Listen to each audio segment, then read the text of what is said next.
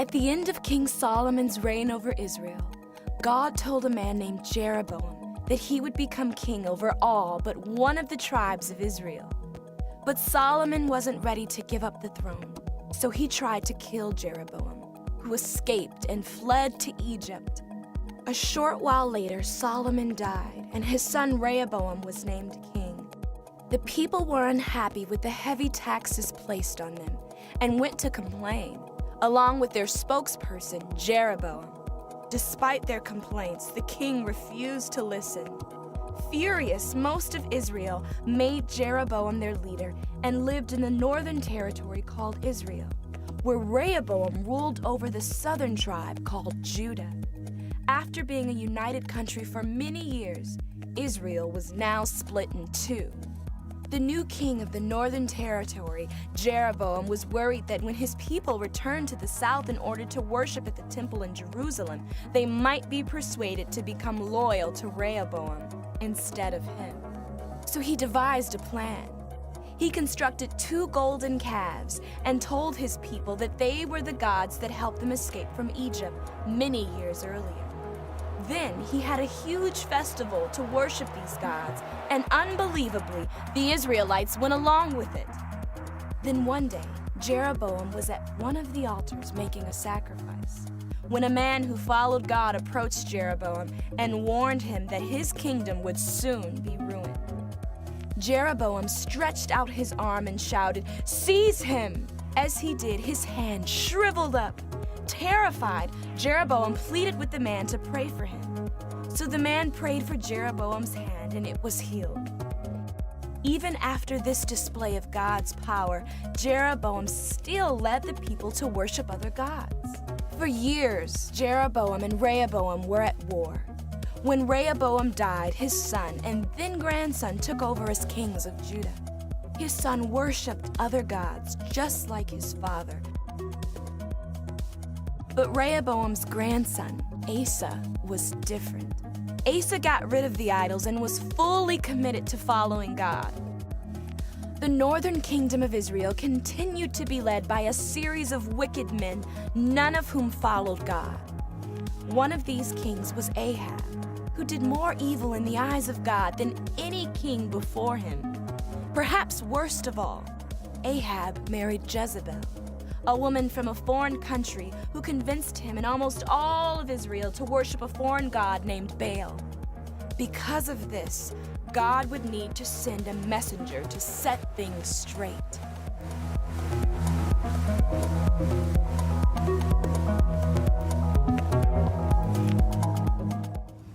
Did you get all that? So I love those little videos. I think they're really helpful. I wonder how much they spend on paint for those. This is the kind of things that I wonder about. What is the most disappointing movie you've ever seen? Not the worst movie. Okay, I don't mean like the movies that you know are going to be bad going in, like you can just tell. But I'm talking about a movie that you think is going to be pretty good. Maybe you heard that it's good, or maybe it's part of a franchise of movies that you love, and so you really want it to be good, but it's just not. For me, my answer to that question, the most disappointing movie I've ever seen, and it's not close, is Star Wars Episode 9, The Rise of Skywalker. Now, I love Star Wars, grew up on it, especially the original trilogy. I wanted to be Luke Skywalker. I had Return of the Jedi wallpaper in my bedroom as a kid, okay? And when I was a kid, I used to long for them to make some more Star Wars movies to continue the story. And then I got older, they made the prequel trilogy, which was okay. Like, definitely wasn't as good as the original trilogy, but it had its moments. And when I got older, I was excited again when I heard they were finally going to make a trilogy of movies that would continue the story, a sequel trilogy starting in 2015. Well, Episode 7, I went and saw it multiple times in the theater. I thought it was pretty good. Not perfect, but I enjoyed it. Thought it was a very entertaining movie. Episode 8 had some significant problems, but I still had high hopes. that the finale of the series would redeem it and provide a satisfying ending. And then I went to the theater, I saw episode 9, and I got the goosebumps when the first few notes of that John Williams score started playing and the word Star Wars flashed across the screen, just like when I was a kid. And then it all went downhill from there. That movie had poorly written character arcs. It had nonsensical plot developments. It had attempts at humor that just didn't land. They even undid plot lines that had been previously resolved and sent them in a bizarre new direction. The ending was very unsatisfying. So I was really disappointed. It is the only Star Wars movie that I have only seen once. If you haven't seen it, knock yourself out, but I do not recommend it. Those are 2 hours that you can spend doing so many other better things, right? Here's why I bring that up. These days, we're in a series called The Story. We're looking at the grand narrative of Scripture, the one big picture story the Bible tells. We started this journey the week after Easter, back in April. And some of the stories that we have talked about so far in this series would make great movies. They have made great movies out of them, or TV series. I'm talking about Joseph and his brothers and his amazing Technicolor Dreamcoat. I'm talking about Moses and the Exodus and the Ten Commandments, King David and David and Goliath, all that. I have never heard of anybody making a movie about the part of the story we're going to cover today. That little video we just saw is about as close as it gets. And if someone were to make a movie about this passage, it probably wouldn't be very popular. Because there's really no likable characters. The plot is repetitive and depressing. And the ending doesn't really resolve anything. And especially where it comes in the biblical chronology, we're right out of the United Kingdom trilogy. Saul, David, Solomon. And so this movie would probably be a big letdown, a disappointment. The Star Wars Episode 9 of biblical epics. But I still think it's worth our attention today for a couple of reasons. First, this is a transitional moment in Israel's history. It sets the stage for some important things that we're going to talk about later. And to fully understand that, we're going to need to know how we got to that point. Second, Paul writes in the New Testament that all Scripture is God-breathed and is useful for teaching, rebuking, correcting, and training in righteousness. In some Bible passages, like when we read it, the application to our own lives, it just jumps right off the page to us. For others, we have to dig a little deeper to find it. But I still think it's there. And I believe we can learn some important lessons, even from this part of the story, despite the fact that it wouldn't make a great movie, necessarily.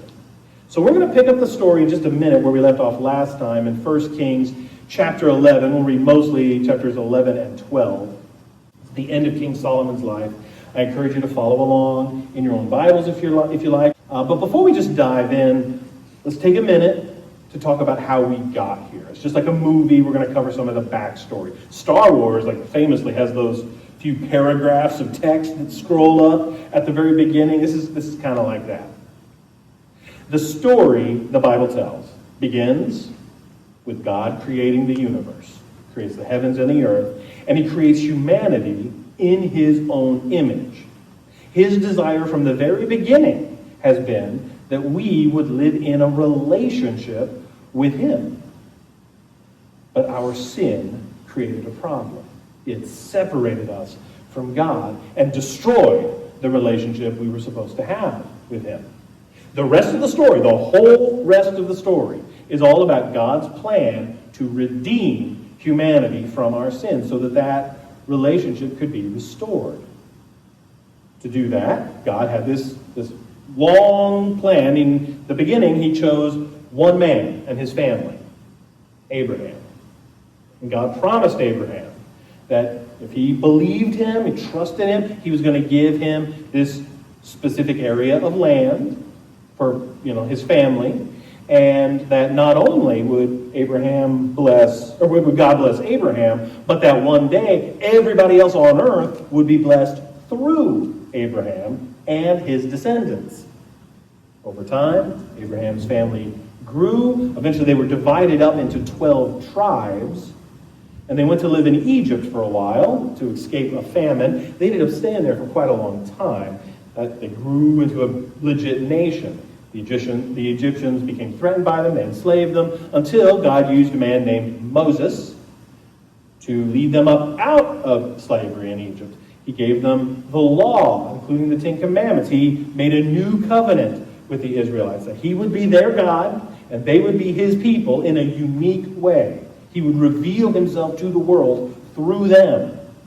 And then, after a delay, he led them back to the Promised Land.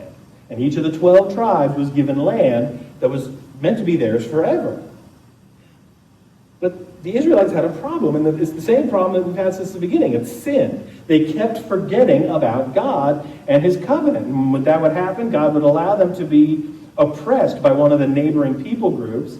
And then eventually the Israelites would remember the true God. They'd repent, and then God would raise up an individual, which the Bible called a judge, to save them. And things would be okay for a while. They'd be good. Until they forgot about God again. And the cycle would repeat. Well, ultimately, the Israelites decided they were tired of judges. Instead, they wanted a king, like the other nations around them had. And even though the prophet Samuel warned them, if you have a king, it's going to cause problems for you down the road. That did not convince them. They still wanted a king. All 12 tribes were united under one king of Israel. The first king, Saul. He was exactly the kind of guy they were looking for. In a king, he was tall, he was handsome, he was the kind of guy you want at the front of your army, leading you into battle. And he did okay for a while. He won some battles. And the people were like, see, we knew this king thing was a good idea. But Saul only obeyed God when it suited him. Not all the time, and not all the way. So God eventually rejected Saul as king, and instead he chose a young shepherd boy named David to be the next king of Israel. Now, David was not perfect. He had some serious flaws, but he did love the Lord. He was called a man after God's own heart. And under David's leadership, Israel became strong and powerful, and it was set up for success. They really could thrive under David's son, King Solomon. We talked about Solomon last week. He asked for wisdom from God, asked for wisdom and discernment, and God gave it to him. And he became known as the wisest man around. He wrote wisdom literature, like the book of Proverbs, which we're reading together, if you'd like to join us. Whatever the day of the month is, we'll read that chapter of Proverbs. So today's the 3rd. And we'll read that chapter today. Solomon also had a temple for the Lord built there in Jerusalem. During his reign, the nation was prosperous. There was peace. But although he started off really strong, as wise as he was, Solomon did not finish well. He became very arrogant.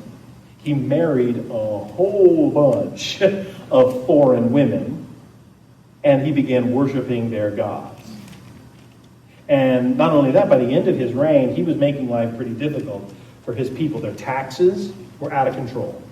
He would conscript them into service of the king, whether they wanted to or not. It was forced labor, right? It was all the stuff Samuel had warned the Israelites about back in the day. Now it was happening. And now we come to the two main characters in today's passage of Scripture. Their names are Jeroboam and Rehoboam. No relation. I guess names ending in Boam were just in back then. All the cool people were putting Boam at the end of their kids' names. Aaron Boam, Jen Boam, Noah Boam. No. I mean, you know how certain names they're just popular in a certain generation. You know, it's a strange phenomenon. It's like in the high school class that I teach. There's 17 different students. I have 2 Noahs. I have 2 Joshuas. I had 2 Jadens, but one of the Jadens pulled out. I used to have 2 Lilas. I've never had a Gary. I've never had an Alfred or a Mildred or a Doris, because those names used to be popular. They're no longer popular, right? Who knows? Maybe some of them will make a comeback someday, or maybe Boam names will be popular again. I kind of doubt it, but you never know. So if you ever, if you're in a situation, young ones, if you have a kid, name them something ending in Boam. Go for it. But when Jeroboam enters the story in 1 Kings 11, when we first meet him, he is one of King Solomon's royal officials. Kind of think of him like a cabinet member. He's very smart. He's very capable. Solomon puts him in charge of different things. This is late in Solomon's reign. He's getting old. And people are thinking about who's going to take over when he dies. But Jeroboam is not related to Solomon. He's not related to King David. And so ordinarily, he would not be eligible to be king. Well, one day Jeroboam runs into a prophet named Ahijah. Apparently his parents missed out on the Boam craze. Ahijah is wearing a brand new cloak, and when he sees Jeroboam, he tears up his cloak into 12 pieces, and he gives Jeroboam 10 of them. This is 1 Kings 11:31. Then he said to Jeroboam, "Take 10 pieces for yourself, for this is what the Lord, the God of Israel, says. See, I am going to tear the kingdom out of Solomon's hand and give you 10 tribes. But for the sake of my servant David and the city of Jerusalem, which I have chosen out of all the tribes of Israel, he will have 1 tribe. I will do this because they have forsaken me and worshipped Ashtoreth, the goddess of the Sidonians, Chemosh, the god of the Moabites, and Molech, the god of the Ammonites, and have not walked in obedience to me, nor done what is right in my eyes, nor kept my decrees and laws, as David, Solomon's father, did."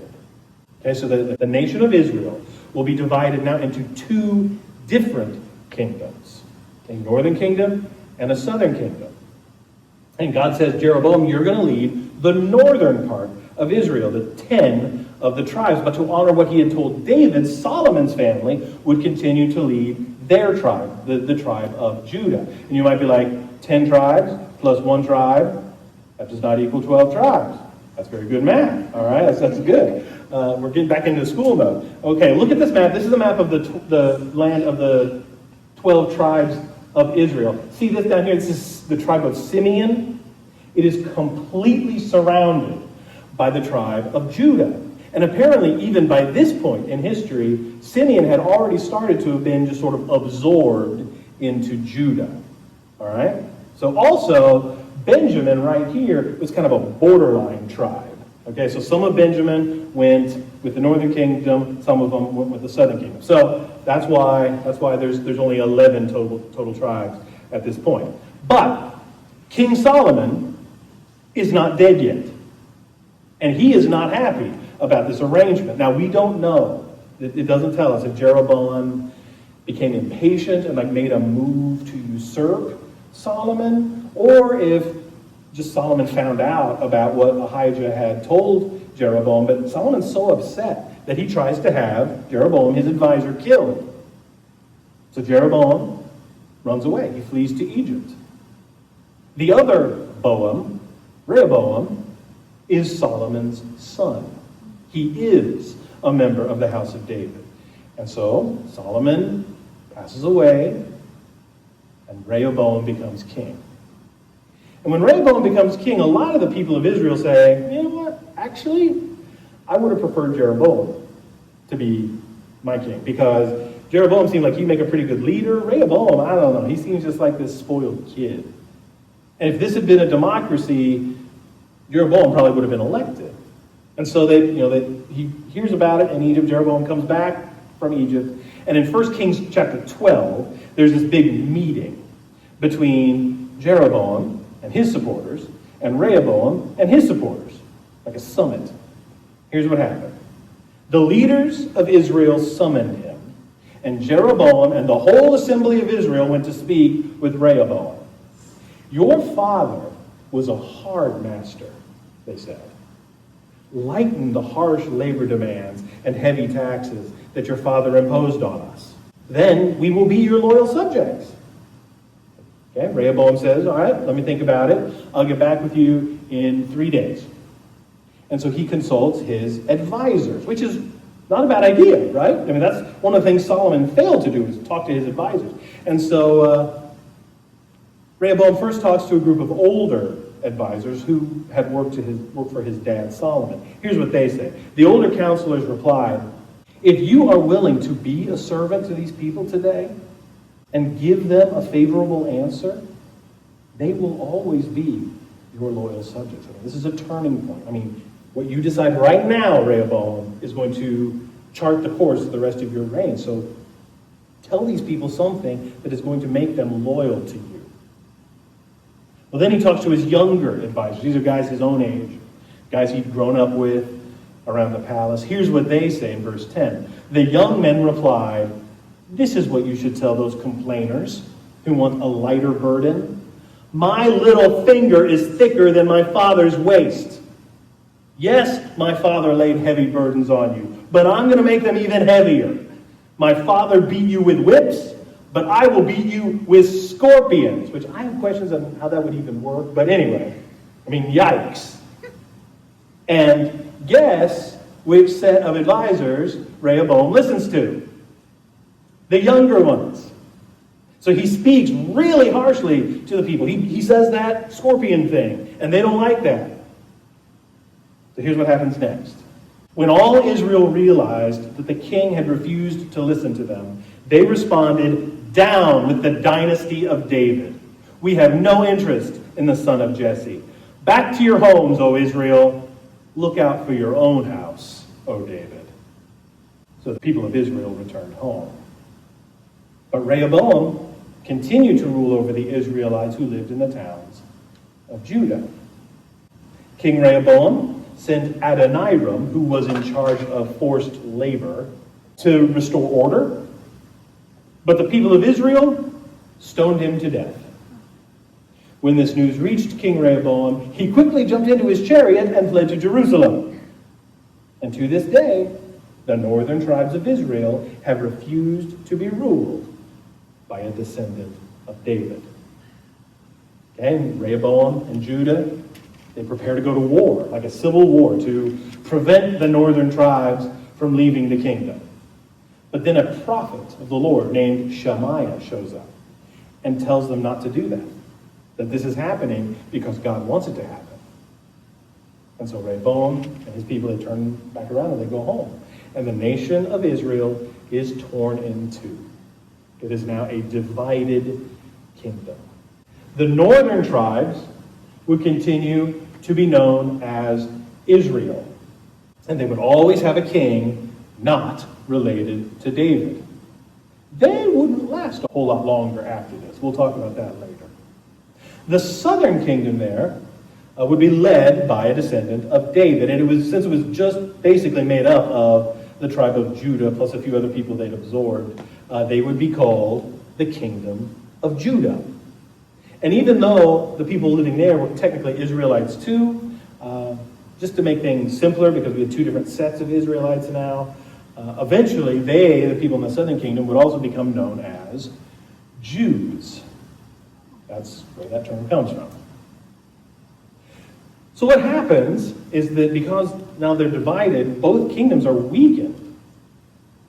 During David's and Solomon's reigns, they didn't have to worry about other foreign invaders. They were strong enough to defend themselves. But now, just one generation later, they are much weaker.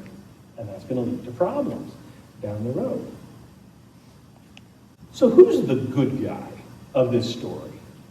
Besides God. I mean, God is always the good guy. But in terms of human characters, at this point, it may seem like it's Jeroboam, because he is the people's choice, as well as God's choice, while Rehoboam is apparently a wannabe tyrant. But check this out. By the end of chapter 12, later in the same chapter, Jeroboam is worried that people living in the northern kingdom, they're still going to want to go down to the temple in Jerusalem to worship. And then if they do, they're going to switch their allegiance to Rehoboam. So he sets up these big golden calves, one at the southern end and one at the northern end of the northern kingdom. And he says, these are your gods. And he builds altars, and he appoints priests who have nothing to do with the tribe of Levi. In fact, it says anybody who wanted to become a priest could just become a priest. He develops this whole religious system of sacrifices and holidays that in some ways mimic what takes place in Jerusalem, but it's not based on God's law. He's making a mockery of God. And there's that hand shriveling thing that they talked about in the video. Jeroboam turns out to be just as evil in some ways as Rehoboam. Like I said, there's not too many likable characters in this story. By the way, the guy who told Jeroboam about the hand thing, and that guy didn't obey God either, and he ended up being mauled by a lion on the way back home. I mean, it's hard to find a likable character in this story. So, what's the resolution? How does this movie end? Well, the two kingdoms would continue to be divided. They would never be reunited under one political earthly kingdom. And like I mentioned, the northern kingdom would eventually cease to exist. We'll talk about that in future weeks. Kings would come and go in both kingdoms, most of whom were evil. In fact, the northern kingdom would never again have a king who worshipped the true God and who encouraged his people to do the same. Now, some of them were decent, administrators. They were decent military leaders. But in terms of their relationship with the Lord and their willingness to serve other gods, they were all evil. Some of them were especially bad, like Ahab with his wife Jezebel. He became king about 3 decades after Jeroboam. We'll talk more about him next time. But even in the southern kingdom of Judah, they were the ones that were, in theory, sticking to God's covenant, but they had more than their fair share of bad kings. Kings who ignored God and worshipped other gods. But they do have some good ones. The video mentioned King Asa, Rehoboam's grandson. He reigned for a long time. He was a good king, got rid of all those foreign altars to all those other gods.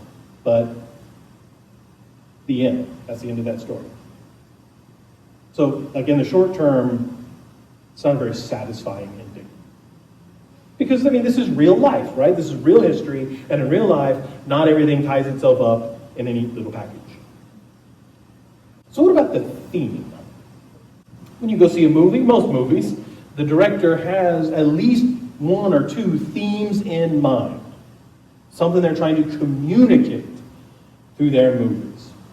Even not very good movies. Like with Star Wars Episode 9, I don't know what the themes were. Maybe things like, please give us more money, and we don't know what we're doing. Those are my 2 big takeaways. But even through the story of Jeroboam and Rehoboam and the division of army, even though that story may not be like the feel-good movie of the year, there are still some themes. There are still some lessons we can learn from this story.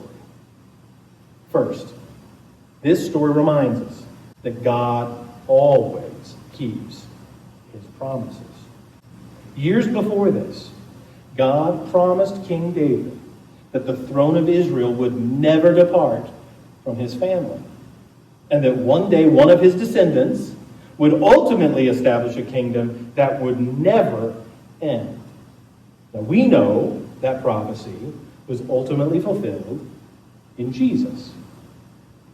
But God also told Solomon that if he didn't obey him and remain faithful to him, then his descendants would not rule over Israel in the same way he and his father had. And so in the end, God kept both promises, because David's family would continue to rule in Judah. They would keep that promise going, but only in Judah. And the rest of Israel would have a different king, not connected to David and Solomon.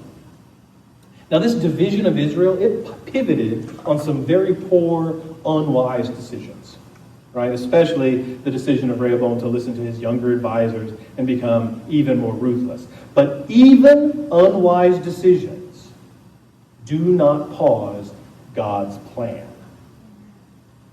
He can and he does work through our mistakes. He always keeps his promises.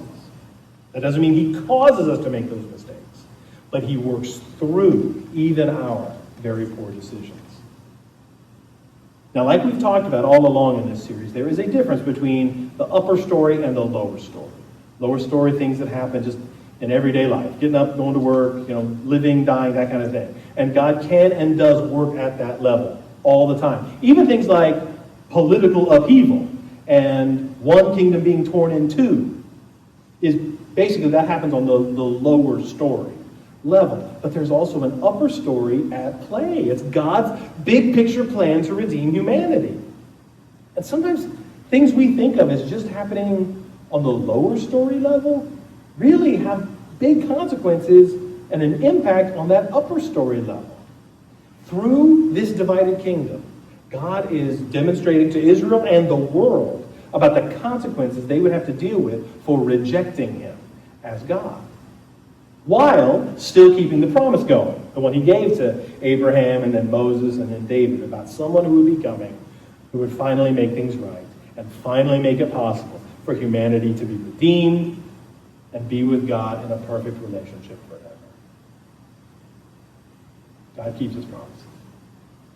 Another theme is that even when it seems like there is nobody left who is very interested in following God, he always keeps for himself at least a remnant, a select few who are dedicated to him. At this point, Judah is the remnant of Israel, the continuation of God's promise that will ultimately lead to Jesus. There is still a remnant on earth. Even though sometimes it seems that there are very few who are interested in honoring God or in following Jesus, there is a remnant, and it's called the church. Not the church in terms of an organization or an institution or like a certain denomination. I'm talking about the true church. All those who have been born again into Jesus and who are following him and doing their best to love God, love people, and make disciples. And God is continuing to work out his will in and through his church. And that's who we want to be as Ren Church. Like, we want to be part of the remnant. Now, are we the only ones in this remnant? Of course not. Like, God's church is made up of congregations of all different models, sizes, and traditions all over the world.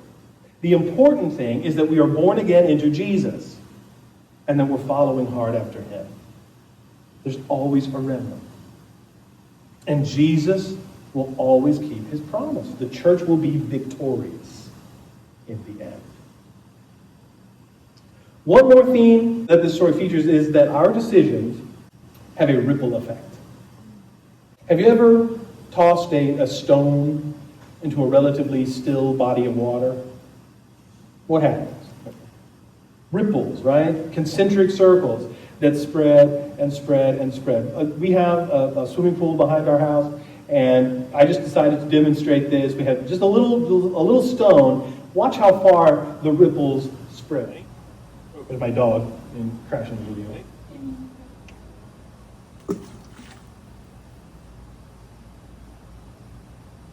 See how it affects the reflection all the way to the very end. And those ripples end up having an impact even quite far away from where they began. If you think about it, I think the crisis that led to the divided kingdom of Israel really started all the way back when the Israelites insisted on having a king. Because the things that that Samuel had warned them about, reasons that having a king would not be all it's cracked up to be, became a reality during Solomon's reign and beyond. And then later, like when Solomon made that decision to marry all those women and start worshiping their gods and not to take the true God seriously, that's another stone in the water, and that would have more ripple effects. He made the mistake that so many leaders have made in human history and continue to make, that instead of using his authority to build up people, he used people to build up his authority. The decisions we make today also have a lasting impact. They have a ripple effect. And that can be a really positive thing. When we model a life of faith, of service, of love, it can have a strong influence on those around us. Our peers, our neighbors, our co-workers, and our families, especially our kids and our grandkids. Like I think about what Paul writes in 2 Timothy about those who influenced Timothy's faith, his protege Timothy. He says, I am reminded of your sincere faith, which first lived in your grandmother Lois and in your mother Eunice, and I am persuaded now lives in you. That's a ripple effect of faith. And I think regardless of what stage of life you are in today, that's the kind of impact you can have on other people. Of course, those ripple effects can also be negative when we make choices rooted in sin and selfishness, and that can take many different forms. It can look like actions that we think of as bad: abuse, violence, mistreatment of others. But it can also look a lot more innocent, like prioritizing other lesser things over God. Sometimes it looks like people who say they follow Jesus and who may even go to church, but their hearts are far from Jesus. And their actions and attitudes, they just don't reflect Christ. Some of you have been negatively impacted by the ripple effect of the bad choices others have made.